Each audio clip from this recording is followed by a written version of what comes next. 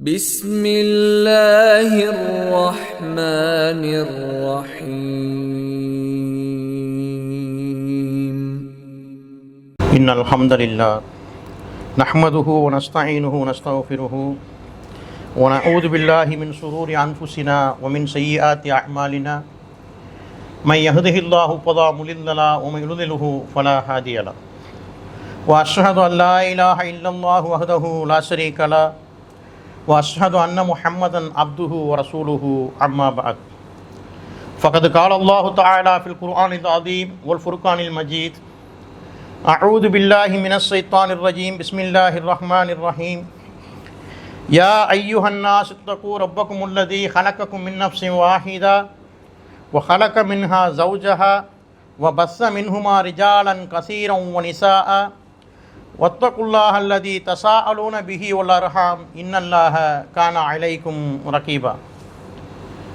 கண்ணியமிக்க எல்லாம் அல்ல அல்லாஹ்வின் அடியார்களே, அல்லாஹுடைய மாபெரும் கிருபையால் ரமலான் மாதத்தை அடைந்து அந்த ரமலான் மாதத்திலே நமக்கு மத்தியில் வந்திருக்கின்ற அந்த வெள்ளிக்கிழமையில் அல்லாஹுடைய தூதர் எந்த வழியில் காட்டித் தந்தார்களோ அந்த வழியில் ஜும்ஆ தொழுகையை அல்லாஹுவை வணங்கி வழிபட வேண்டும் என்பதற்காக நாம் இங்கே ஒன்றாக குழுமி அமர்ந்திருக்கின்றோம். அப்படி அமர்ந்திருக்கக்கூடிய இந்த தருணத்தில் இன்றைய ஜும்ஆவினுடைய உரையாக நீதி தவறாதீர்கள் என்ற தலைப்பின் கீழ் ஒரு சில செய்திகளை நம்ம சிந்தனைக்கு நாம் பார்க்க இருக்கின்றோம். கண்ணியமிக்க எல்லாம் அல்ல அல்லாஹ்வின் அடியார்களே, அல்லாஹுவால் இந்த உலகத்தில் படைக்கப்பட்ட உயர்ந்த படைப்பினமான உயர்ந்த உயிரினமான மனிதர்கள் அவர்களுக்கு மத்தியிலே தனிப்பட்ட முறையில் வரக்கூடிய பிரச்சனைகளாக இருந்தாலும் சரி, அல்லது அவர்கள் சார்ந்திருக்கக்கூடிய அந்த இஸ்லாமிய சமுதாயம் அதற்கு மத்தியிலே வரக்கூடிய ஏதோ ஒரு பிரச்சனைகளாக இருந்தாலும் அந்த பிரச்சனைகளை நாம் எப்படி அணுக வேண்டும், அந்த பிரச்சனைகள் வரக்கூடிய நேரத்திலே ஒவ்வொருவரும் எப்படி நீதமாக நடந்து கொள்ள வேண்டும் என்ற அடிப்படையில் தான் ஒரு சில செய்திகளை நாம் பார்க்க இருக்கின்றோம். அப்படி ஒரு பிரச்சனை மனிதர்களுக்கு மத்தியிலே வருகிறது என்று சொன்னால் அந்த பிரச்சனைக்குரிய அந்த நீதியை எப்படி நிலைநாட்ட வேண்டும் என்பதை அல்லாஹுடைய தூதர் ஸல்லல்லாஹு அலைஹி வஸல்லம் அவர்கள் மூலமாகவும் அல்லாஹ் ரப்புல் ஆலமீன் நமக்கு வாழ்க்கைக்கு வழிகாட்டியாக தந்திருக்கின்ற திருமறை குர்ஆனுடைய மூலமாகவும் ஏராளமான செய்திகளை பார்த்து நாம் விளங்கிக் கொள்ள முடியும். பொதுவாகவே மனிதனை பார்த்தோம் என்று சொன்னால் அவன் தான் சார்ந்திருக்கின்ற அந்த மக்களை ஒட்டி இருக்கும் பொழுது நண்பர்களாக இருந்தாலும் சரி, அல்லது குடும்ப உறுப்பினர்கள், சகோதரர்கள், தாய், தந்தை, மனைவி, மக்கள் என்ற அடிப்படையில் நேசத்திற்குரியவர்களாக இருந்தாலும் அவர்கள் ஒரு சிறிய தவறை செய்துவிட்டார்கள் என்று சொன்னால் அந்த தவறை எல்லாம் எப்படி பார்ப்பாங்க? மழை அளவுக்கு அந்த தவறு இருக்கும், தப்பு பண்ணியிருப்பாங்க, அவர்கள் மேலே அது உறுதிப்படுத்தப்பட்டிருக்கும். அவர்கள் தமக்கு நேசமானவர்கள் என்ற ஒரே ஒரு காரணத்திற்காக அவர்கள் மழை அளவுக்கு தவறுகள் செய்தாலும் அந்த தவறை எல்லாம் ஒரு சிறிய கடுகு அளவிற்கு அவர்கள் உதாசீனப்படுத்தி செல்வதை பார்ப்போம். இதெல்லாம் ஒரு பிரச்சனையா? ஏதோ தெரியாமல் சின்ன பையன் செஞ்சிட்டான், இல்லை ஏதோ தெரியாமல் அண்ணன் தம்பி செஞ்சிட்டாங்க, இது ஒரு பெருசாக ஏன் நீங்கள் பூதகரமாக ஆக்குறீங்க என்ற அடிப்படையில் என்ன பண்ணுவாங்க? மழை அளவுக்கு செய்த அந்த தவறை கூட, தப்பை கூட நீதி வழங்கக்கூடிய அந்த நேரத்தில் ஒரு சிறிய கடுகை போல உதறி உதாசீனப்படுத்தி விட்டு போகிறத பார்ப்போம். அதே நேரத்தில் எதிரியாக இருக்கக்கூடிய ஒரு மனிதன் ஒரு தவறு செய்து விட்டான், தப்பு செய்து விட்டான், சிறிய அளவிற்கு என்று சொன்னாலும் கூட நம்ம உலகத்தில் சொல்லுவோமா இல்லையா, அது ஊதி ஊதி பெருசாக்குறாங்க. அந்த அளவிற்கு எதிரியாக இருந்த அந்த மனிதன் செஞ்ச அந்த சிறிய தவறை அப்படியே மழை அளவுக்கு ஊதி ஊதி பெருசாக்கி அதை பேசக்கூடிய மக்களை நாம் பார்க்க முடியும். இது மனிதர்களுக்கு மத்தியிலே இருக்கக்கூடிய ஒரு நிதர்சனமான உண்மையாக இருக்கிறது. மனிதன் பலவீனமாக அப்படித்தான் படைக்கப்பட்டிருக்கின்றான். அப்போ ஒரு மனிதன் மீது நாம் வைத்திருக்கின்ற பாசம், அந்த நேசம் என்பது நம்மை சில சமயங்களில் அவர்கள் செய்த அந்த காரியங்களை, தவறுகளுக்கு நம்மை நீதியாளராக நடக்க விடாமல் நீதிக்கு மாற்றமாக நடக்கக்கூடியவர்களாக நம்மை அமைத்துவிடுகிறது நாம் பார்க்கிறோம். அப்போது மனித வாழ்வில் உறவினர்களாக, உற்றார்களாக, சொந்த பந்தங்களாக, நேசத்துக்குரியவர்களாக யாரெல்லாம் இருக்கிறார்களோ அவர்கள் எந்த ஒரு தவறு செய்தாலும் அந்த தவறில் நீதியாக நடப்பதற்கு நாம் முயற்சி செய்ய வேண்டும். அல்லாஹ் தன் திருமறையிலே கூறி காமிக்கின்றான், யா ஐயுஹல்லதீன ஆமனு கூனு கவ்வாமீன லில்லாஹி சுஹதா பில் கிஸ்த். மூமின்களே, நியாயத்தை நிலைநாட்டுவதற்காக அல்லாஹுக்கு நீங்கள் உறுதியான சாட்சியாளராக இருங்கள் என்பதாக அல்லாஹ் அந்த வசனத்தை சொல்கிறான் ஆரம்பத்திலேயே. எதற்காக அந்த வசனம் நம்ம சொல்கிறோம்?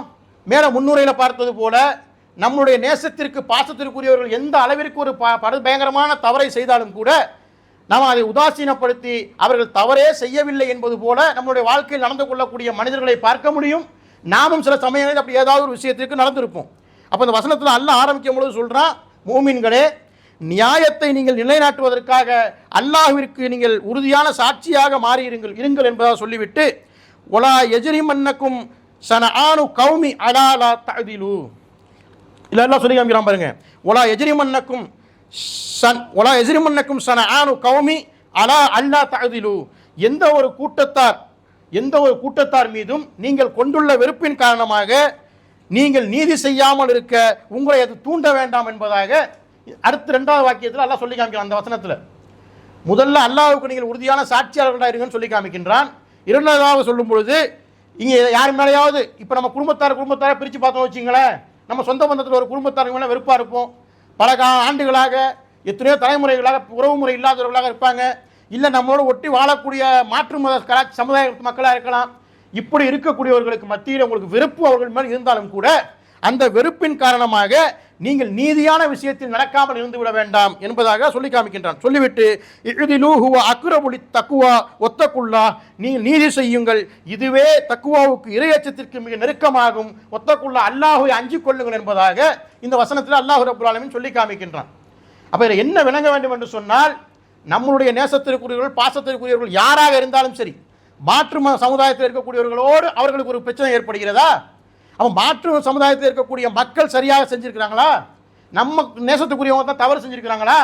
நேசத்திற்குரியவர்களுக்கு நீதியாக நடக்கிறாங்கிற பேரில் நாம் ஒரு தவறை இழத்து விடக்கூடாது.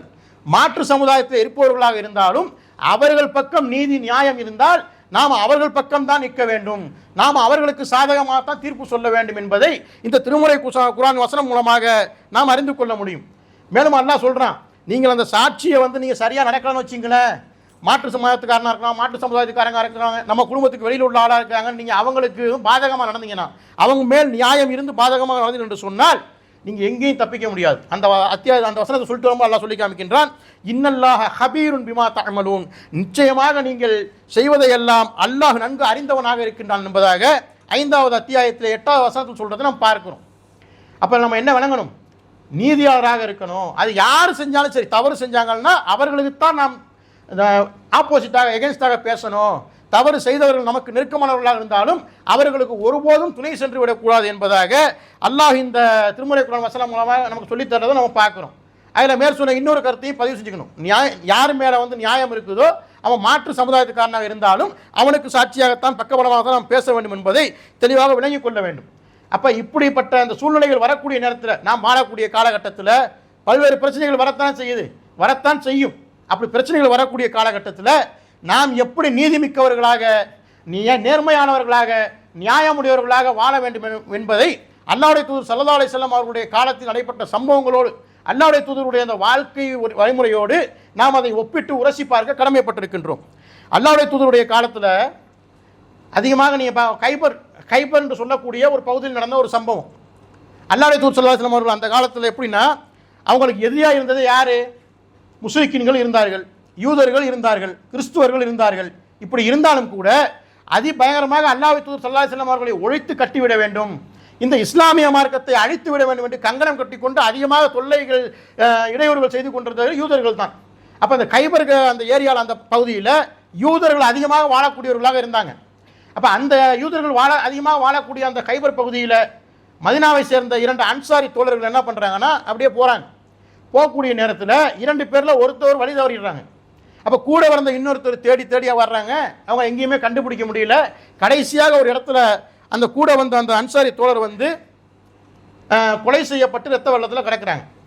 இதை பார்த்து விட்டு அந்த இன்னொரு அன்சாரி தோழர் என்ன பண்ணுறாங்கன்னா, இந்த செய்தியை அல்லாஹ்வுடைய தூதர் ஸல்லல்லாஹு அலைஹி வஸல்லம் அவருடைய காதுக்கு எடுத்துகிட்டு போகிறாங்க. அவங்களுடைய சபைக்கு இந்த வழக்கு வருது.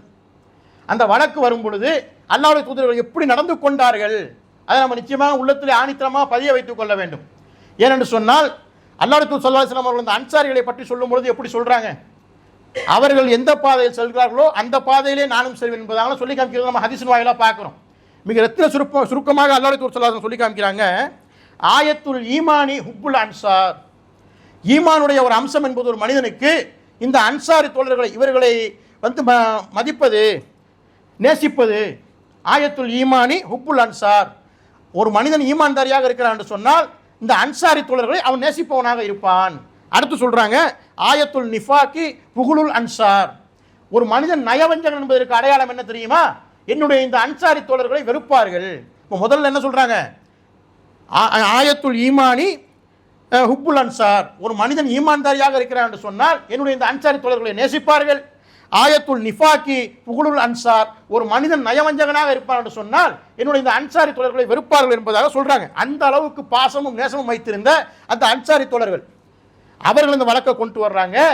இன்னும் ஒரு பக்கம் நேசம் மிகுந்த அன்சாரி தோழர்கள், இன்னொரு பக்கம் தன்னை ஒழிக்க வேண்டும் என்று கங்கணம் கட்டி கொண்டிருக்கக்கூடிய, இஸ்லாத்தை அழிக்க வேண்டும் என்று கங்கணம் கட்டி கொண்டிருக்கக்கூடிய அந்த யூதர்கள். அப்போ இரண்டையும் வச்சு பார்க்கும் நம்மளுடைய வாழ்க்கையில் என்ன பண்ணுவோம்? முதல்ல இப்படி தான் வரும். நமக்கு தெரிஞ்சவங்களா போயிட்டாங்க, நம்மளோட ஒட்டி இருக்கக்கூடியவங்களா போயிட்டாங்க, நம்ம தெருவில் இருக்கக்கூடியவங்களா போயிட்டாங்க. இவங்களுக்கு மாற்றமாக நாம் தீர்ப்பு சொல்லிட்டோம்னா நாளைக்கு நம்மளை தெருவில் மதிக்க மாட்டாங்க, இந்த ஊரில் மதிக்க மாட்டாங்க அப்படிங்கிற அடிப்படையில் நம்மளுடைய சிந்தனை போகும். ஆனால் அல்லாஹ்வுடைய தூதர் பாருங்க, அன்சாரி தோழர்கள் எப்படி ரத்தின சுருக்கமாக சொல்லி காமிக்கிறாங்க. இந்த இஸ்லாமிய மார்க்கத்தை எடுத்து சொன்ன பொழுது அந்த மதீனா நகரில் அல்லாஹ்வுடைய தூதர் ஸல்லல்லாஹு அலைஹி வஸல்லம் அவர்களுக்கு மிக மிக ஒத்துழைப்பாக இருந்தார்கள். தன்னுடைய பொருளாதாரத்தை கொடுத்தார்கள், தன்னுடைய உயிரையும் கூட கொடுக்க முன் வந்தார்கள். அப்படிப்பட்ட அல்லாஹ்வுடைய தூதருக்கு நேசம் மிகுந்த அந்த அன்சாரி தோழர்கள் ஒரு பக்கமும், இந்த அநியாயக்கார யூதர்கள் இன்னொரு பக்கமும் இருக்கிறத நம்ம பார்க்குறோம். அப்போ அல்லாஹ்வுடைய தூதர் ஸல்லல்லாஹு அலைஹி வஸல்லம் அவர்கள் கேட்குறாங்க, யூதர்கள் தான் கொலை செய்தார்கள் என்பதற்கு உங்களிடத்தில் தகுந்த சாட்சியம் இருக்கிறதா என்பதாக அன்சாரி தோழர்கள்ட்ட கேட்குறாங்க. எங்கள்கிட்ட எந்த சாட்சியும் இல்லையே, கொலை செய்யும் பொழுது நாங்கள் யாருமே நேரில் பார்க்கலையே என்ற அடிப்படையில் அவங்க பதிலை சொல்கிறாங்க. சொல்லும் பொழுது அப்போ சொல்கிறாங்க அல்லாஹ்வுடைய தூதர் அன்சாரி தோழர்களை பார்த்து சொல்கிறாங்க, நீங்கள் இந்த கொலைக்கு எந்த ஒரு சாட்சியமும் இல்லை, எந்த ஆதாரமும் உங்கள்கிட்ட இல்லை. இப்போ யூதர்களை கூப்பிட்டு நம்ம விசாரித்தோம்னு சொன்னால் அவர்கள் அல்லாஹ் மீது சத்தியம் செய்து நாங்கள் இந்த கொலையை செய்யவில்லை என்பதாக அவர் சொல்லிவிடுவார்கள் என்ற அடிப்படையில் அந்த வழக்கில் சொல்கிறாங்க. அப்போ உங்கள்கிட்ட சாட்சியம் இல்லையில, இதில் அவங்க மேலே ஒரு பழி சுமத்த முடியாது, அவங்க மேலே தவறுன்னு சொல்லி தீர்ப்பு கொடுக்க முடியாது என்ற அடிப்படையில் அல்லாஹ்வுடைய தூதர் ஸல்லல்லாஹு அலைஹி வஸல்லம் அவர்கள் அந்த வழக்கில் ஒரு தீர்ப்பை சொல்கிறாங்கன்னு பாருங்கள். தன்னுடைய நேசம் மிகுந்த, தன்னை உயிருக்கும் உயிராக நினைக்கக்கூடிய அந்த அன்சாரி தோழர்கள் வழக்கை கொண்டு வந்த அந்த வழக்கில் கூட சாட்சி இல்லை. சாட்சி இல்லாத அந்த காரணத்திற்காக நம்ம காலத்தில் சோடிப்புமை சாட்சியை அப்படியே கிரியேட் பண்ணிடுவோம், இவங்க தான் செஞ்சாங்கிறதுக்கு ஒரு விஷயத்தை அப்படியே கொண்டு வந்துடுவோம். ஆனால் அங்கே அந்த சாட்சியம் இல்லாத காரணத்தினால அவங்க யூதர்கள் மேலே பழியை போடல அல்லாஹ்வுடைய தூதர் ஸல்லல்லாஹு அலைஹி வஸல்லம் அவர்கள். அப்போ இந்த அளவிற்கு நீதியாக நடந்திருக்கிறத பார்க்குறோம். அப்போ இது ஒரு சம்பவம். அதே போல் பார்த்தோம்னு சொன்னால் ஏன் இந்த அளவுக்கு நடக்கிறாங்கன்னா, தன்னுடைய நேசத்துக்குரியவர்களாக இருந்தாலும் குடும்பத்தார்களாக இருந்தாலும் இந்த அளவுக்கு அல்லாஹ்வுடைய தூதர் ஸல்லல்லாஹு அலைஹி வஸல்லம் அவர்கள் நடப்பதற்கு காரணம் என்னன்னா அல்லாஹ் இட்ட கட்டளை. அல்லாஹ் திருமறை குர்ஆனில் அவர்களுக்கு அப்படிப்பட்ட வசனங்களை இறக்கி கொடுக்கின்றான். அல்லாஹ் சொல்லி காமிக்கின்றான் திருமறை குர்ஆனில், ஒலவ் அலா அன்ஃபுசிக்கும் அவில் வாலிதைனி ஒல் அக்ரபீன், உங்களுக்கோ அல்லது உங்கள் பெற்றோருக்கோ அல்லது நெருங்கிய உறவினருக்கோ விரோதமாக இருப்பினும் அல்லாஹுக்காகவே நீங்கள் சாட்சி கூறுபவர்களாக இருங்கள். இந்த வசனம் தான் தாக்கத்தை ஏற்படுத்துது. இந்த வசனம் நம்மளுடைய கையில் இன்னைக்கு இருக்குது தானே? நமக்கு ஏதாவது ஒரு தாக்கத்தை ஏற்படுத்தி இருக்குதா? நமக்கு வழக்கமாக சொல்கிறது போல திருமறை குர்ஆனுடைய எந்த ஒரு வசனத்தை வாக்கியத்தை வாசித்தாலும் நமக்கு ஏதாவது தாக்கமும் ஏற்படுத்தாது. ஏன்னா நம்ம அரபியில் படிக்கிறோம், அதனுடைய டிரான்ஸ்லேட்டர் தமிழை படிக்கிறோம், உள்ள அர்த்தத்தை நம்ம படிக்கிறதுக்கு முயற்சி செய்யவே மாட்டேங்கிறோம். அப்போ இந்த வசனத்தில் அல்லாஹ் இப்படி சொல்லி காமிக்கிறான், உங்களுக்கோ உங்களுடைய பெற்றோர்களுக்கோ உங்களுடைய நெருங்கிய உறவினருக்கோ விரோதமாக இருந்தாலும் நீங்கள் அல்லாஹுக்காக சாட்சியாளர்களாக இருங்கள் என்று சொல்லக்கூடிய இந்த வசனத்தை நம்ம பார்க்குறோம். அப்போ இந்த அடிப்படையில் அல்லாஹ்வுடைய தூதர் ஸல்லல்லாஹு அலைஹி வஸல்லம் வாழ்க்கை எந்த ஒரு பிரச்சனை அவர்களுக்கு மத்தியில் வந்தாலும் அல்லது அவர்களுக்கே நடந்தாலும் கூட எது நீதியோ எது நேர்மையோ அதன் பக்கம் நின்றார்கள் என்பதை பார்க்குறோம். அப்போ நம்மளுடைய வாழ்க்கையில் அப்படிப்பட்ட ஒரு சில பிரச்சனைகள் வந்துச்சுன்னா நாம் நீதி தவறக்கூடாது. அப்போ அந்த மாதிரி நேரங்களில் இந்த சம்பவங்கள் எல்லாம் மனதில் நம்ம நிலைநிறுத்தி கொண்டு வரணும். திருமறை குர்ஆனுடைய வசனத்தையும் அல்லாஹ்வுடைய தூதருடைய காலத்தில் அவர்கள் எப்படி அந்த காலத்தில் இருந்தார்கள், எப்படி நீதிக்கு சாட்சியாக உறுதியாக இருந்தார்கள், நியாயமாக இருந்தார்கள் என்பதையெல்லாம் நாம் நம்முடைய வாழ்க்கையில் உரசி பார்க்கணும். அதே போல் இன்னும் பார்த்தோம் என்று சொன்னால் அல்லாஹ்வுடைய தூதர் ஸல்லல்லாஹு அலைஹி வஸல்லம் அவர்கள் காலத்தில் நடந்த ஒரு சம்பவம், அவர்கள் ஏதாவது நிதி இல்லாத நேரத்தில் என்ன பண்ணுவாங்கன்னா, அவங்க கஜானா வச்சுருந்தாங்கல்ல கருவூலம், அதில் நிதி இல்லைன்னு சொன்னால் யார் செல்வந்தர்களாக இருக்கிறார்களோ அவர்களுக்கு மத்தியில் வாங்கி செய்யக்கூடிய உதவிகளை செஞ்சுட்டு நிதி வந்ததற்கு பிறகு திரும்ப கொடுக்கக்கூடியவர்களாக இருந்தாங்க, அதாவது கடனாக பெற்று. அப்படிப்பட்ட ஒரு சூழ்நிலையை இருந்து அவங்க வாழ்க்கையில் வச்சுருந்தாங்க. அப்படி ஒரு நேரத்தில் நிதி இல்லாத நேரத்தில் ஒரு மனிதன்கிட்ட அந்த விளக்குறையில் எப்படி எழுதுறாங்கன்னா, எப்படி பேசணும் என்ன பண்ணணுங்கிற ஒரு இங்கிதம் தெரியாத ஒரு மனிதனிடத்தில் போயிட்டு அவங்க ஒரு கடனை பெறுறாங்க, ஒட்டகத்தை ஒரு கடனாக பெறுறாங்க. அப்படி பெறக்கூடிய அந்த நேரத்தில் அதை திருப்பி செலுத்துவதற்கு அவங்களுக்கு காலதாமதம் ஆகிடுது, திருப்பி செலுத்த முடியல. அப்படி இருக்கக்கூடிய ஒரு நிலை அல்லாஹ்வுடைய தூதர் ஸல்லல்லாஹு அலைஹி வஸல்லம் அவர்கள் அந்த தோழர்களோடு சபையில் அமர்ந்திருக்கக்கூடிய அந்த நேரத்தில் அந்த மனிதர் வர்றார், வந்து கேட்குறாரு. அபூ ஹுரைரா ரலியல்லாஹு அன்ஹு அறிவிக்கிறாங்க இந்த சம்பவத்தை. நபிகள் நாயகம் ஸல்லல்லாஹு அலைஹி வஸல்லம் அவர்களுடன் நாங்கள் அமர்ந்திருந்த பொழுது அவர்களுக்கு கடன் கொடுத்திருந்த ஒரு மனிதர் அதை வசூலிப்பதற்காக அல்லாஹ்வுடைய தூதர் ஸல்லல்லாஹு அலைஹி வஸல்லம் அவர்களுக்கு மத்தியில் வந்தார். வந்தவர் சாதாரணமாலாம் பேசலை. இப்போ நம்மளுடைய காலகட்டத்தில் பார்க்குறோமா இல்லையா, கடன் கொடுத்தவங்க வந்து கடன் ரொம்ப லேட் ஆகிடுச்சின்னு சொன்னால் சில பேர் வந்து அதை வேறு மாதிரி தவணை எக்ஸ்டெண்ட் பண்ணிட்டு போவாங்க. இன்னும் சில பேர் வாங்கியே ஆகணுங்கிற ஒரு கட்டாயத்தில் இருப்பாங்க. அப்படி வர்றவங்க என்ன செய்கிறாங்கன்னா கடுமையான வார்த்தைகளை உபயோகிக்கிறார் அந்த மனிதர். அல்லாஹ்வுடைய தூதரை பார்த்து படுபயங்கரமான வார்த்தைகள் எல்லாம் சொல்லி இந்த கடனை திருப்பி கேட்குறார். அப்படி கேட்கக்கூடிய நேரத்தில் சுற்றி இருக்கக்கூடிய சஹாபாக்களுக்கெல்லாம் கோபம் வருது. எழுந்து அவரை அடிக்க போகக்கூடிய அளவுக்கு போயிடுறாங்க. அந்த மாதிரி போகக்கூடிய நேரத்தில் கூட அல்லாஹ்வுடைய தூதர் ஸல்லல்லாஹு அலைஹி வஸல்லம் அவர்கள் சஹாபாக்களை தடுக்கிறாங்க, தோழர்களை. இல்லை இல்லை, அவரை விட்டுடுங்க, அவர் கடன் தந்தவர், நான் கடன் வாங்கியவன், அவருக்கு கடுமையாக பேசுவதற்கும் உரிமை இருக்கிறது, என்னிடத்தில் கேட்பதற்கும் உரிமை இருக்கிறது என்ற அடிப்படையில் சொல்லிவிட்டு, உங்களிடத்தில் அதே வயது நான் வாங்கிய வயதுடைய ஒட்டகம் ஏதாவது இருந்தால் அதை நீங்கள் அவர்களுக்கு திருப்பி கொடுத்து அனுப்பிச்சிடுங்க என்ற அடிப்படையில் தோழர்களுக்கு மத்தியில் சொல்கிறாங்க. அப்போ தோழர்கள் வந்து சொல்கிறாங்க, அல்லாஹ்வுடைய தூதரே அதை உடைய வயது கூட இருக்கக்கூடிய ஒட்டகம் தான் இருக்குதுன்னு சொல்கிறாங்க, பரவாயில்ல அதையும் கொடுங்கன்னு சொல்கிறாங்க. அதை கொடுத்து விட்டு ஒரு செய்தியும் பதிய வைக்கிறாங்க, உங்களில் ஒருவர் கடன் பெற்றிருந்தால் அந்த கடனை அழகிய முறையில் திருப்பி செலுத்துபவரே உங்களில் சிறந்தவர் ஆவார் என்பதாக அல்லாஹ்வுடைய தூதர் ஸல்லல்லாஹு அலைஹி வஸல்லம் அவர்கள் சொன்ன அந்த செய்தியை நம்ம புகாரி முஸ்லீம் போன்ற கிரந்தெல்லாம் நம்ம பார்க்குறோம். அப்போ இதில் நமக்கு விளங்க வேண்டிய படிப்பினை என்ன சம்பவத்தில், அல்லாஹ்வுடைய தூதர், ஆன்மீக தலைவர், ஒரு ஆட்சி தலைவர், அவர் அவங்களுக்கு மத்தியில் வந்து கொடுத்த கடனை கேட்கும் பொழுது ஒரு கண்ணியம் இல்லாமல் ஒரு பாரதூரமான வார்த்தைகள் எல்லாம் சொல்லி கடன் சொற்களை சொல்லி அவர் கேட்கக்கூடிய நேரத்தில் தன்னை சுற்றி இருக்கின்ற தன்னை நேசிக்கின்ற மக்கள் அவரை தாக்க முற்பட்டாலும் அந்த இடத்துல கண்ணை காமிச்சு விட்டு உட்காரல, அடிங்க அப்படின்னு. இன்னைக்கு நடக்கிறத பார்க்குறோமா இல்லையா, அரசியலில் பார்க்குறோம், இன்னும் சில அமைப்புகளில் இயக்கங்களில் கூட பார்க்குறோம். யாராவது அதுக்கு அவங்க அந்த இயக்கத்துக்கோ அந்த அரசியல் அமைப்புக்கோ தலைவருக்கோ எதிராக பேசுனா கண்ணை காமிச்சு விட்டு அப்படி உட்காந்துறதை பார்க்குறோம், போட்டு பின்னடிப்பாங்க. அப்போ அல்லாஹ்வுடைய தூதர் ஸல்லல்லாஹு அலைஹி வஸல்லம் என்ன செஞ்சாங்க, அடிக்க போனவர்களை தவிர்த்து விட்டு, தப்பு அவர் மேல அல்ல, தப்பு என்னிடம் இருக்கிறது, தவறு என்னிடம் இருக்கிறது, நான் கடனை கொடுக்கவில்லை, அவருக்கு எல்லா உரிமையும் இருக்குது என்பதாக அந்த இடத்துல நீதி தவறாமல் அவர்கள் அந்த இடத்துல ஒரு தீர்ப்பு சொல்றதை பார்க்குறோம். அப்போ எந்த அளவிற்கு அல்லாஹ்வுடைய தூதர் ஸல்லல்லாஹு அலைஹி வஸல்லம் நடந்துக்கிறாங்க பாருங்க. நம்முடைய காலத்தோட சிந்திச்சு பாருங்க. நாம் ஒருத்தவர்களுக்கு ஏதாவது ஒரு பொருளை கொடுத்துருக்கிறோம், அவர் தர்றேன்னு சொன்ன நேரத்தில் தர முடியல, அப்படிப்பட்ட ஒரு நிலை இருந்துச்சுன்னு சொன்னால் ஒன்று நாம் தவறாக அவரை பார்ப்போம், இல்லைனா யாராவது சொல்லியிருப்பாங்க, கடன் வாங்கினான கொடுத்துட்டானப்பா, நிறைய வசதி வாய்ப்பில் இருக்கிறானே, அவன் இப்படி பண்ணியிருக்கான், இப்படிப்பட்ட பைக்கை வாங்கிட்டு சுற்றுறான், இப்படியெல்லாம் பலவிதமான குழப்பங்களை வந்து ஏற்படுத்தக்கூடிய அளவுக்கு நண்பனுடைய வடிவத்தில் சைத்தாங்கிறவன் வருவான். அப்படி வந்தாவே நம்ம என்ன பண்ணுவோம், ஃபஸ்ட்டு அடித்தான், அப்புறம் தான் மற்ற பேச்சலாம், இல்லை நாமளுக்கு தகாத வார்த்தைகளை சொல்லி திருப்பி பேசுவோம். அப்போ அல்லாஹ்வுடைய தூதர் ஸல்லல்லாஹு அலைஹி வஸல்லம் அவர்கள் அப்படி இங்கே செய்யலை. தவறு செய்தவன் நானாக இருக்கிற காரணத்தினால் அவர்களுக்கு கொடுக்க வேண்டியதை கொடுத்து விடுங்கள் என்பதாக ஒரு நியாயமாக நீதியாக அந்த நீதி தவறாமல் நடந்து கொண்ட அந்த விஷயத்தை பார்க்குறோம்.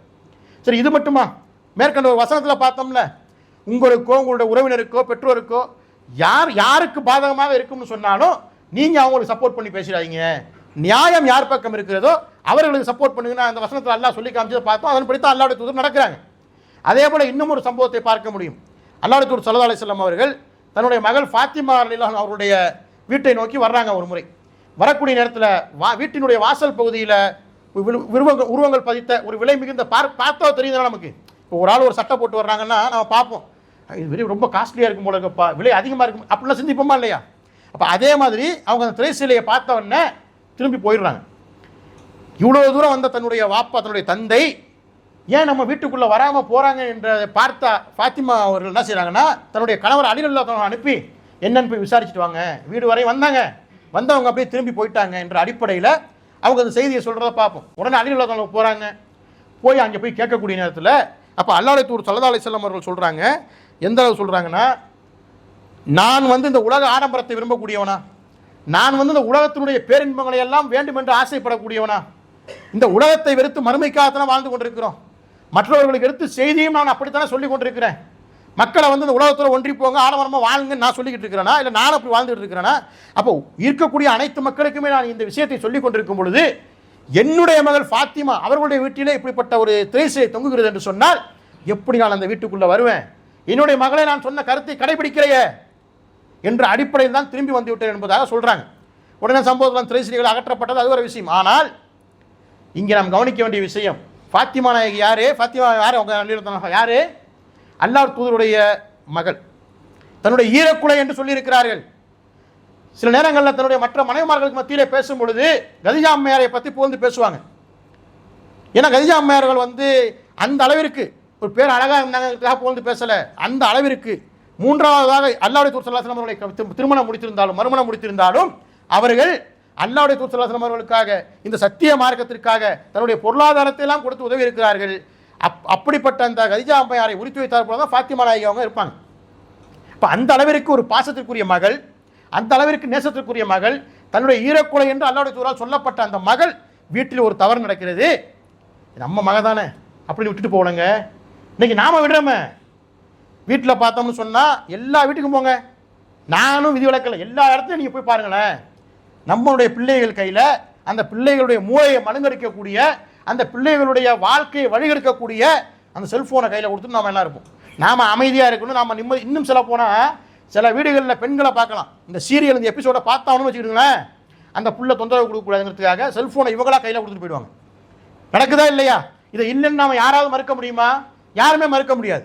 அப்போ அந்த அளவிற்கு நாம நடக்கும். ஆனால் அல்லாஹ்வுடைய தூதர் ஸல்லல்லாஹு அலைஹி வஸல்லம் பாருங்க, தன் நேசத்திற்குரிய தன்னுடைய மகள் வீட்டில் இப்படிப்பட்ட ஒரு தவறு நடக்கிறது, அந்த தவறை சப்போர்ட் பண்ணல, அந்த தவறை கண்டிக்கும் விதமாக திருப்பி நடந்து போயிடுறதை பார்க்குறோம். அதுக்கு அவங்க விளக்கமாக சொல்கிறத பார்க்குறோம். பாருங்க, நம்மளோட ஒன்றி வாழக்கூடியவர்கள் இந்த மாதிரி தவறுகள்லாம் செஞ்சாங்கன்னு சொன்னால் நாம் எந்த ஒரு பாரபட்சமே பார்க்கக்கூடாது. நம்ம அல்லாஹ் என்ன சொல்லியிருக்கின்றானோ, என்ன கட்டளை இட்டிருக்கின்றானோ, அல்லாஹ்வுடைய தூதர் எப்படி நீதியாக நடக்க வேண்டும் என்று சொல்லியிருக்கிறார்களோ, ஊருக்கு உபதேசம், என் வீட்டுக்கு அது பொருந்தாது, ஊர் மக்களுக்கு உபதேசம், என்னுடைய குடும்பத்திற்கு அது பொருந்தாது, ஊரில் உள்ள மனிதனுக்கு தான் உபதேசம் பண்ணுவேன், என் வாழ்க்கையில் நான் அதை கொண்டு வர மாட்டேன் என்ற அடிப்படையில் நாம் வாழ்ந்தோம்னு சொன்னால் மறுமையில் பாரதூரமான விளைவுகளை சந்திப்பவர்களாக நாம் மாறிவிடுவோம். அப்போ ஒரு மனிதனுக்கு ஒரு விஷயத்துக்கு நாம் தீர்ப்பு சொல்கிறோம்னா நம்மள்கிட்ட முதல் கரெக்டாக இருக்கான்னு பார்க்கணும். கரெக்டாக இல்லையா அதை கொண்டு வருவதற்கு முயற்சி செய்ய வேண்டும். அப்படிப்பட்ட மக்களாக நாம் இருக்கணும். இன்னும் பார்த்தோம் என்று சொன்னால் அல்லாஹ் திருமறை குர்ஆனில் சொல்லி காமிக்கின்றான், இந்த ஏற்கனவே பார்த்த அந்த வசனத்தோடு வரக்கூடியது தான், யா அய்யுஹல்லதீன ஆமனு, நம்பிக்கை கொண்டவரே, கூனு கவ்வாமீன பில் கிஸ்தி சுஹதா அலில்லாஹி வலவ் அலா அன்ஃபுசிக்கும் அவில் வாலிதைனி வல் அக்ரபீன். நம்பிக்கை கொண்டவர்கள், ஈமான் கொண்டவர்களே, உங்களுக்கோ உங்களுடைய பெற்றோருக்கோ உறவினருக்கோ பாதகமாக இருந்தாலும் நீங்கள் நீதியை நிலைநாட்டுவோராகவும் சாட்சி அல்லாஹ்வுக்காக சாட்சி கூறுபவராகவும் நீங்கள் இருங்கள் என்பதாக சொல்லிவிட்டு, யகுன் கனியன் அவ் ஃபகீரன் ஃபல்லாஹு அவுலா பிஹிமா, வாதியோ பிரதிவாதியோ செல்வந்தனாக இருந்தாலும் ஏழையாக இருந்தாலும் அவ்விருவருக்கும் அல்லாஹ்வே பொறுப்பாளன். என்ன சொல்றாங்க அல்லாஹ் தஆலா? நீங்கள் உங்கள் குடும்பத்தில் யாருக்கோ அல்லது உங்களுக்கு நீங்கள் நேசத்திற்குரியவர்களாக இருந்தாலும் யாராக இருந்தாலும் நீங்கள் அல்லாஹ்வுக்காக சாட்சியை நீதமாக நியாயமாக நடந்து கொள்ளுங்கள், சாட்சி கூறுவோம் ஆயிடுங்கன்னு சொல்லி காமிக்கிறேன். சொல்லிட்டு அடுத்து சொல்லக்கூடிய விஷயம் என்ன? நீங்கள் அந்த உங்கள்கிட்ட வழக்கு வருது, அந்த வழக்கு வந்ததற்கு பிறகு நீங்கள் எப்படி இருக்கணும்? வந்திருக்கிறவர் யார் மேலே தப்பான விஷயம் சொல்லப்படுதோ அவர் பணக்காரராக இருக்காரா, இல்லை யார் சொல்கிறாரோ வழக்கை கொண்டு வர்றாரோ அவர் ஏழையாக இருக்கிறாரா, இல்லை அப்படி ஆப்போசிட்டாக வழக்கு கொண்டு வந்த ஒரு பணக்காரரா, வழக்கு யார் மேலே இருக்குதோ அவர் ஏழையா, இப்படியெல்லாம் நீங்கள் பார்க்கக்கூடாது. ஏன்னு சொன்னால் அந்த ரெண்டு பேருக்குமே அல்லாஹ் தான் பொறுப்பாளன். உலகத்தில் படைக்கப்பட்ட அனைத்து ஜீவராசிகளாக இருந்தாலும் சரி, அனைத்து மனிதர்களாக இருந்தாலும் சரி, எல்லாருக்கும் அந்த அல்லாஹ் தான் பொறுப்பாளன். அந்த அடிப்படையில் அல்லாஹ் சொல்லி காமிக்கின்றான், நீங்கள் வாதியையும் பிரதிவாதியையும் செல்வந்தனா ஏழையா என்ற அடிப்படைகளை எல்லாம் நீங்கள் நேசத்திற்குரியவரா வெறுப்பிற்குரியவரெல்லாம் நீங்கள் பார்க்கக்கூடாது. ஃபலா தத்தபிஉல் ஹவா அன் தஅதிலு, நீங்கள் அந்த நீதி செலுத்தக்கூடிய நேரத்திலே உங்களுடைய மனோ இச்சைகளை பின்பற்றக்கூடியவர்களாக நீங்கள் இருந்துவிடக்கூடாது. வ இன் தல்வா அவு துரிலு, நீங்கள் சாட்சியத்தை புரட்டினாலோ அல்லது புறக்கணித்தாலோ இன்னல்லாஹ கான பிமா தஅமலூன ஹபீரா, நீங்கள் செய்கின்ற அத்தனையையும் அல்லாஹ் நன்கு அறிந்தவனாக இருக்கின்றான் என்பதாக 4வது அத்தியாயத்தின் 135வது வசனத்தில் சொல்லி காமிக்கிறதை பார்க்கிறோம். அப்ப நம்ம என்ன செய்யக்கூடாது? அல்லாஹ்வுக்காக நேர்மையாக உறுதியாக சாட்சி செய்யக்கூடியவங்களா இருக்கணும். சாட்சி வழக்கு வந்திருக்கிறதுல ரெண்டு பேரையுமே பணக்காரனா ஏழையாக வித்தியாசத்தை பார்க்கக்கூடாது, நேசத்திற்குரியவன் நேசம் இல்லாதவனாங்கிறத பார்க்கக்கூடாது. நீங்க பணக்காரன் மேலே தப்பு இருந்துச்சுன்னா இப்படி இந்த மாதிரி செஞ்சு ஒரு சோடிப்பு கொண்டு வா என்ற அடிப்படையில் சாட்சியத்தை புரட்டுவதற்கோ சாட்சியத்தை மறைப்பதற்கோ நீங்கள் முயற்சி செய்யக்கூடாது என்பதை சொல்லிவிட்டு, ஏனென்று சொன்னால் நீங்கள் என்ன செய்தாலும் அதை அல்லாஹ் உங்களை நன்கு கவனித்துக் கொண்டிருக்கிறான் என்ற அந்த விஷயத்தை அல்லாஹ் இங்கே ஆழமாக பதிய வைக்கிறத பார்க்குறோம். அப்போ ஒரு பிரச்சனைகள் நமக்கு மத்தியில் வருதுன்னு சொன்னால் ஒரு சம்பவம், சில பேரை கூப்பிடுவாங்க தானே, குடும்பத்தில் இருக்கிறதுலே ஒரு குடும்பம் ஒரு ஊரில் ஒரு 4 வீடுகளாக 5-6 வீடுகளாக அப்படி பிரிஞ்சிருக்கிறாங்கன்னு சொன்னால் அந்த குடும்பத்தில் யார் பெரியவங்களா இருக்கிறாங்களோ அவங்கள கூப்பிட்டு தான் ஒரு சில செய்திகள் கேட்பாங்க. அப்போ அப்படி பேசக்கூடிய நேரத்தில் அப்படி போய் நாம் அந்த சாட்சி சொல்லக்கூடிய தீர்ப்பு சொல்லக்கூடிய இடத்துல அமரக்கூடிய அந்த நேரத்தில் நாம் இவர் தான் குடும்பத்தில் இவர் தான் நமக்கு ரொம்ப நெருக்கமானவர், நம்ம குடும்பத்தில் ஒரு பணக்காரராக இருக்கார், அவர் ஏழையாக இருக்கிறார் என்ற அடிப்படையில எல்லாம் நீங்கள் சாட்சியத்தை புரட்டி மழுப்பி உங்களுக்கு தேவைப்பட்டவருக்கு நீங்கள் அவர் மேலே தவறு இருந்தாலும் அவர்களுக்காக நீங்கள் நீதி சொன்னீங்கன்னா, அவர்களுக்கு ஆதரவாக தீர்ப்பு சொன்னீங்கன்னு சொன்னா அல்லாஹ் உங்களை பார்த்து கொண்டிருக்கிறான், நீங்கள் செய்பவற்றை நன்கு அறிந்து கொண்டிருக்கிறான் என்பதை ஆழமாக பதிய வைத்துக் கொள்ள வேண்டும் என்ற அடிப்படையில் இந்த வசனத்தின் மூலமாக அல்லாஹ் ரப்பல் ஆலமீன் திருமறைக்குள் நம்ம சொல்லி காமிக்கிறத பார்க்குறோம். அதே போல பார்த்தோம்னு சொன்னால் இந்த ஒரு சம்பவத்தை பாருங்க. உசாமா ரலியல்லாஹு அன்ஹு அவங்களுக்கு மத்தியில் நடந்த ஒரு சம்பவம். உசாமா ரலியல்லாஹு அன்ஹு யார்? அவங்க அல்லாஹுடைய வளர்ப்பு மகன் என்று சொல்லப்பட்ட ஜெயித் அவர்களுடைய மகனார். ஜெயித் அவர்கள் மேலே ரலியல்லாஹு அன்ஹு அவர்கள் மேலே அளவு கடந்த பாசத்தை அல்லாஹ்வுடைய தூதர் வச்சிருந்தாங்க. ஒசாமா அவர்கள் மீது அந்த அளவுக்கு பாசத்தை வச்சிருந்தாங்க. அப்போ அந்த ஒசாமா அவர்கள் என்ன செய்கிறாங்கன்னா, ஒரு சமயம் ஒரு போருக்கு அனுப்புகிறாங்க அல்லாஹ்வுடைய தூதர் ஸல்லல்லாஹு அலைஹி வஸல்லம் அவர்கள். அந்த போர்க்களத்திற்கு அவங்க போனதற்கு பிறகு அந்த போர்க்களத்தில் சண்டையிட்டு வர்றாங்க. ஒரு மனிதரை தாக்குவதற்கு முயற்சி செய்யும் பொழுது அவர் லா இலாஹா இல்லல்லாஹ்னு கலிமாவை சொல்லிடுறாரு. சொன்னாலும் இவங்க வெட்டிடுறாங்க. வெட்டினதுக்கு பிறகு இவங்களுக்கு மனசில் ஒரு உறுத்த நெருடல், கலிமாவை முன்மொழிஞ்சிட்டானே, ஏகத்துவத்தை ஏற்றுக்கிட்டார் அந்த மனுஷன், அப்போ நம்ம வெட்டிட்டோமேன்னு சொல்லி இந்த வழக்கை இவங்களாவே ரசூல் ஸல்லல்லாஹு அலைஹி வஸல்லம் போய் கேட்குறாங்க. நெருடல் மனதில் இருந்ததுனால இதெல்லாம் நம்ம உள்வாங்கணும். நம்ம எவ்வளவு தவறு செய்கிறோம், ஒரு தடவை கூட நெருடல் வர மாட்டேங்குது மனசில். அப்படி தட்டி விட்டு போயிட்டு இருக்கிறோம். நம்மளுடைய பார்வையில் எப்படின்னா அல்ல அண்ணா பார்த்துக்கிட்டா இருக்கிறோம், அப்படி போயிடும் நம்ம. அப்போ உசாமா ரலியல்லாஹு சொல்கிறாங்க, இப்படி கலிமா சொன்னார், இருந்து நான் அவரை வெட்டிட்டேன் அப்படின்ன உடனே அல்லாஹ்வுடைய தூதர் ஸல்லல்லாஹு அலைஹி வஸல்லம் அவங்க கேட்குறாங்க, நீ என்ன அவருடைய உள்ளத்தை பிளந்து பார்த்தியா? அவர் லா இலாஹா இல்லல்லாஹ் முஹம்மது அந்த கலிமாவை சொல்லும் பொழுது உண்மையாக சொன்னார், நீ பிளந்து பார்த்தியா கேட்குறாங்க. இல்லை அவங்க அந்த வாளுக்கு பயந்துக்கிட்டு வெட்டுக்கு பயந்துக்கிட்டு செத்துருவோன்னு பயந்துக்கிட்டு தான் அப்படிப்பட்ட செய்தியை சொன்னாங்க, அதனால தான் வெட்டின அப்படிங்கிறாங்க. அசகத் அன் கல்பிஹி, அவருடைய உள்ளத்தை நீ பிளந்து வெட்டி பார்த்தா என்பதாக கேட்குறாங்க அல்லாஹ்வுடைய தூதர் ஸல்லல்லாஹு அலைஹி வஸல்லம் அவர்கள். அப்போ இந்த அளவுக்கு யாரை சொல்கிறாங்க? தன்னுடைய நேசத்திற்குரிய வளர்ப்பு மகனுடைய மகன் உசாமா மேலேயே அவங்க நல்ல பாசம் வச்சிருக்கிறாங்க. அந்த அளவுக்கு எப்படின்னா பிற சஹாபாக்கள் தோழர்கள்லாம் ஒரு பொறாமைப்படக்கூடிய அளவிற்கு இருந்திருக்கும். அந்த அளவிற்கு நேசம் வச்ச ஒருத்தர் ஒரு போரில் அப்படிப்பட்ட ஒரு தவறை செய்கிறாரு. செஞ்சுட்டு வந்து சொன்னவொன்னே சரிப்பா ஏதோ நீ செஞ்சுட்ட, யாருக்கும் தெரியாமல் பார்த்துக்கு போ அப்படி சொன்னாங்களா? அந்த இடத்துல கண்டிக்கிறாங்க. உனக்கு மறைவான ஞானம் உனக்கு இருக்குதா? நீ அந்த அவருடைய உள்ளத்தை பிளந்து பார்த்தாயா? அவர் வாயளவில் சொன்னாரா கலிமாவை, அல்லது உதட்டளவில் சொன்னாரா, உள்ளத்திலிருந்து சொன்னாரா என்பதை நீ பிளந்து பார்த்தாயா என்பதாக தன்னுடைய நேசத்திற்குரிய வளர்ப்பு மகனுடைய மகனாக இருந்தாலும் கூட அங்கே கண்டிக்கிற விஷயத்தை பார்க்குறோம். இந்த விஷயம் நம்மளுடைய குடும்பத்தார்கள் தவறு செய்யும் பொழுது, அவர்கள் பேரில் தவறு இருக்கும் பொழுது நாம் நீதியாக நடக்கிறோமா, அல்லது நம்மளுடைய நேசத்துக்குரிய குடும்பத்தார்கள் என்ற அடிப்படையில் யார் மீது வாக்கு கொண்டு வந்தார் நம்ம குடும்பத்தார் மேலே அவருக்கு சாதகமாக பாதகமாக நடக்கிறோமா என்பதையெல்லாம் நாம் தெளிவாக இந்த மாதிரி விஷயங்களை வைத்து உரசி பார்க்க வேண்டும். இன்னும் சில செய்திகளுக்கு நான் இன்ஷா அல்லாஹ் அடுத்த உரையில் பார்ப்போம். அல்ஹம்துலில்லாஹி ரப்பில் ஆலமீன், வஸ்ஸலாத்து வஸ்ஸலாம் அலா ஹாத்தமில் அன்பியா வல் முர்சலீன். கண்ணியமிக்க எல்லாம் அல்ல அல்லாஹ்வின் அடியார்களே, முதல் உரையில் கடைசியில் பார்த்தது போல் ஒசாமா பின் ஜெயித் ரலியல்லாஹு அன்ஹு அவருடைய வாழ்க்கையில் அந்த போர்க்களத்தில் செய்த ஒரு சம்பவத்தை பார்த்தோம். அதே போல் இன்னும் ஒரு சம்பவத்தை பார்த்தோம்னு சொன்னால், குறைஷ் கோத்திரத்தினுடைய உட்பிரிவு ஒரு கோத்திரமாகவே இருக்கிற, இப்போ நாமளும் சொல்கிறோமா இல்லையா, நிறையா மறைக்காரங்களோ ராவுத்தருங்களோ ரெப்பங்களோ அந்த மாதிரிலாம் சொல்லிட்டு போயிட்டு இது ரெண்டு அந்த அமைப்பு சொந்தம் கல்யாணம் முடிச்சுட்டாங்கன்னா அது ஒரு கலப்படம் மாதிரி போயிடும். இன்றைக்கும் அந்த பெருமை பேசுகிறவங்களும் இருக்கத்தானே செய்கிறாங்க, இல்லாமல் இல்லை. நம்ம பக்கத்தில் தான் இருக்குன்னு நினச்சிட்டு இருக்கிறோம். சவுதிக்கு நீங்கள் போய் பார்த்தீங்கன்னா அங்கேயும் கோத்திரத்தை வச்சு நீங்கள் பேசிகிட்டு இருக்கிறாங்க, பெருமை கொண்டாடுறவங்களாம் இருக்கிறாங்க. அப்போது இந்த குறைசி குலத்தினுடைய ஒரு உட்பிரிவான மக்சூமியா குலத்தை சேர்ந்த ஒரு பெண்மணி திருடிடுறாங்க. எல்லாம் கேள்விப்பட்ட சம்பவம் தான். அவங்க திருடினதுக்கு பிறகு அல்லாஹ்வுடைய தூதர் ஸல்லல்லாஹு அலைஹி வஸல்லம் அவர்கள்ட்ட அந்த வழக்கு வந்ததுன்னு சொன்னால் என்ன தீர்ப்பு வரும்? கையை வெட்டணும், இஸ்லாமிய சட்டம் தானே. அப்போது அந்த மக்சூமியா குலத்தை சேர்ந்த அந்த பிரமுகர்கள்லாம் என்ன பண்ணுறாங்கன்னா, இந்த தீர்ப்பு அல்லாஹ்வுடைய தூதர் கொடுத்துட்டாங்கன்னு சொன்னால் நம்ம கோத்திரத்திற்கு ஒரு கெட்ட பேராக போயிடும். நம்ம அந்த மக்சூமியா கோத்திரம் இருக்குது, குலம் இருக்குதே, மொத்தத்துக்கே ஒரு கெட்ட அவப்பெயர் வந்துவிடும்.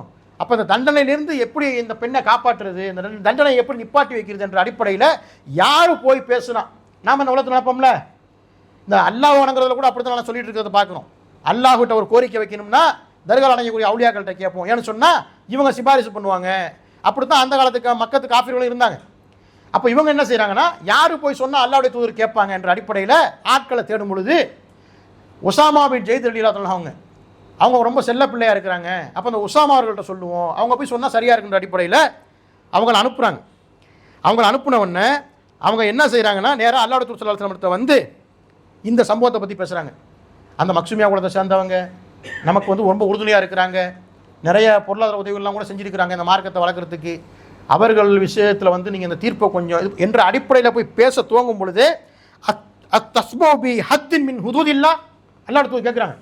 ஒசாமா ரலியல்லாஹு அன்ஹு போய் பேச ஆரம்பித்த உடனே கண்ணங்கள்லாம் அப்படி சிவந்து போய் கோபம் கொண்டவர்களாக கேட்குறாங்க, அல்லாஹ்வுடைய அந்த குற்றவியல் சட்டத்திலே நீ கை வைக்கிறியா? எப்படிப்பட்ட தோரணை அந்த கேள்வி பாருங்க. சொல்றவர் யாரு? போகிற போக்குல போறவர் இல்லை, தன்னுடைய செல்ல பிள்ளை, வளர்ப்பு மகனுடைய மகன், பேரன்கிற அடிப்படையில் அந்த அளவிற்கு ஒரு பாசமாக வைத்திருக்கக்கூடிய அப்படிப்பட்ட அந்த நபித்தோழர் அந்த ஒசாமா அவர்கள் வந்து சொல்றாங்க, பரிந்து பேசுறாங்க. கேட்ட கேள்வி என்ன? அப்படியாப்பா, ரொம்ப அப்படி சொல்றாங்கன்னா விட்டு அப்படி சொல்லலை.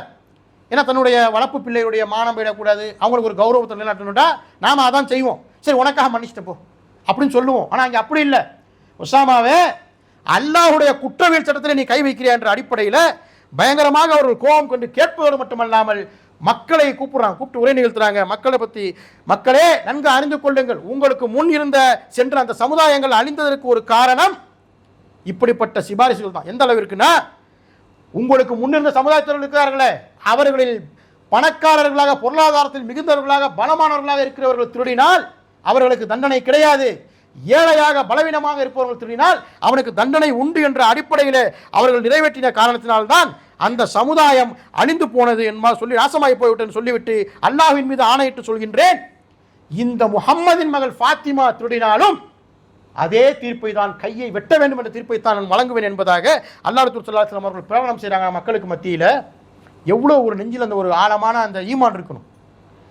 அப்படி அந்த ஈமான் இருந்த காரணத்தினால தான் என்னுடைய மகள் ஈரக்குலை, என்னுடைய பாசத்திற்குரிய நேசத்திற்குரிய மகள் என்ற அடிப்படையிலே இருந்தாலும் என்னுடைய அந்த மகள் ஃபாத்திமா திருடினாலும் அவருடைய கையை நான் வெட்டுவேன் என்பதாக அல்லாஹ் ரசூல் ஸல்லல்லாஹு அலைஹி வஸல்லம் அவர்கள் சொல்கிற இந்த செய்தியை பார்க்குறோம். அப்போ இதையெல்லாம் நாம் உள்வாங்கணும். எதற்கும் தலைப்பை நம்ம இங்கே எடுத்தோம்னு சொன்னால், நம்மளுடைய குடும்பத்தில் நம்மளுடைய பிள்ளை தொழுவ மாட்டேங்கிறான், ரமலானில் கூட தொழுவ மாட்டேங்கிறான், ரமலானில் கூட வந்து நோன்பு வச்சிடறான் பேருக்கு, நம்ம பார்க்கும்பொழுது நோம்பாளியாக இருக்கிறான், எல்லாம் செய்யறான், மற்ற மறைவான விஷயம் சாப்பிட்றான் இல்லைங்கிறது அல்ல அறிவான். ஆனால் நம்முடைய குடும்பத்தார்கள்லேயே பல பேர் தவறுகளை செய்கிறார்கள். ஒன்று கண்டும் காணாமல் சென்று விடுகிறோம், அல்லது தெரிந்தால் கூட கூப்பிட்டு தடவை கொடுத்து மெதுவாக, சின்ன பிள்ளை தானப்பா மெதுவாக சொன்னால் கேட்டுவான், இப்படிலாம் ஃபோர்ஸாக சொன்னால் கேட்க மாட்டான் என்ற அடிப்படையில் வியாக்கியானம் கொடுக்குறதையும் நம்ம பார்ப்போம். அப்போ இந்த விஷயங்கள்லாம் பார்க்கணும். அல்லாஹ்வுடைய தூதர் ஸல்லல்லாஹு அலைஹி வஸல்லம் வெளியேந்து வரக்கூடிய வழக்குகளுக்கு எப்படி உறுதிமிக்க நீதியாளராக நீதி தவறாமல் அவர்களுக்கு தீர்ப்பு வழங்கினார்கள் என்பதையும், தன்னுடைய குடும்பத்தார்களே தனக்கு நேசத்திற்குரியவர்களே தவறுகள் செய்யும் பொழுது எப்படி அவர்களும் வந்து ஒரு சாட்சியாளராக இருந்தார்கள் என்பதையும் நீங்கள் இந்த விஷயங்கள் எல்லாம் தெரிந்து படித்து பார்த்து அதிலிருந்து நீங்கள் ஆணித்தரமாக உங்களுடைய உள்ளங்கள் பதிய வைத்துக் கொள்ள வேண்டும். ஏன்னா அல்லாஹ் ஸல்லல்லாஹு அலைஹி வஸல்லம் அவர்களுக்கு அல்லாஹ் சொல்லி காமிக்கின்றான். எந்த அளவுக்குன்னா, பொதுவாக மக்களுக்கு சொல்லி காமிக்கின்றான், லக்கத் அர்ஸல்னா ருசுலனா பில் பையினாத்தி, நாம் தூதர்களை தெளிவான சான்றுகளுடனும் வழிகாட்டுதலுடனும் தான் அனுப்பியிருக்கின்றோம். அன்சல்னா மஅஹுல் கிதாபு வல் மீசான், மேலும் அத்துடன் அவர்களுக்கு துலாக்கோல் திராசையும் கொடுத்து அனுப்பியிருக்கின்றோம். லி யகூமன்னாசு பில் கிஸ்த், ஏன் என்று சொன்னால் மக்களுக்கு மத்தியில் அவர்கள் நீதியை நிலைநாட்டும் பொருட்டு என்பதாக அல்லாஹ் திருமறை குர்ஆன் 57வது அத்தியாயம் 25வது வசனம் சொல்லி காமிக்கின்றான். இந்த வசனங்களை எல்லாம் அவர்கள் உள்வாங்கிய காரணத்தினால், அவர்களுக்கு தாக்கத்தை ஏற்படுத்திய காரணத்தினால் தான் அவர்கள் வழக்கு என்று வரும்பொழுது, ஒரு பிரச்சனை என்று வரும்பொழுது, அவர்கள் பணக்காரர்களா ஏழைகளா, தன்னுடைய குடும்பத்தார்களா வெளியாட்களா, தன்னுடைய மார்க்கத்தை சேர்ந்தவர்களா மாற்று மதத்துக்காரர்கள் என்பதெல்லாம் பார்க்காமல் நீதி ஒன்றுதான், நேர்மை ஒன்றுதான், நியாயமாக நடக்க வேண்டும் என்பதுதான். அப்படி நடக்காவிட்டால் அல்லாஹ் நம்மை நாளை மறுமையிலே குற்றம் பிடிப்பான் என்ற அடிப்படையிலே ஈமானிய உறுதியோடு நீதியாக, நீதிக்கு சாட்சி கூறுபவர்களாக இருந்ததை பார்க்கிறோம். நாமும் நம்முடைய வாழ்க்கையில் இப்படிப்பட்ட பிரச்சனைகள் வந்தது என்று சொன்னால் மனிதர்களை பார்க்காமல், சொந்த பந்தத்தை பார்க்காமல், நேசத்தை பார்க்காமல், விருப்பு வெறுப்பை பார்க்காமல், பணக்காரனா ஏழையா என்பதையெல்லாம் பார்க்காமல் நீதிக்கு சாட்சி கூறுபவர்களாக உறுதியாக ஈமானோடு வாழக்கூடியவர்களாக இருக்க வேண்டும். அப்படிப்பட்ட ஒரு வாய்ப்பை எல்லாம் அல்லாஹ் உங்களுக்கு எனக்கு தந்தல் புரிவானாக என்று கூறி உரையை நிறைவு செய்கின்றேன். வாஹிர் அல்ஹம்துலில்லாஹி ரப்பில் ஆலமீன். அஸ்ஸலாமு அலைக்கும் வரஹ்மத்துல்லாஹி வபரகாத்துஹு.